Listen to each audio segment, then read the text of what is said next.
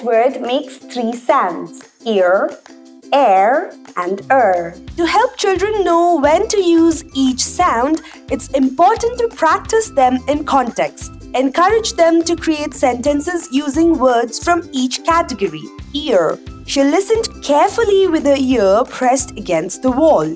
Air. The bear took a deep breath of fresh air in the forest. He heard a strange noise coming from the basement. Follow for more.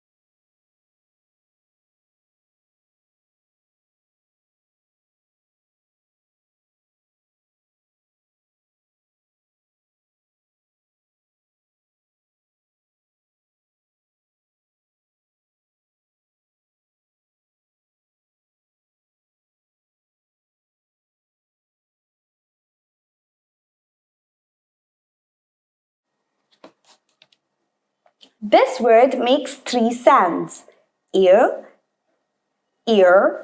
air, and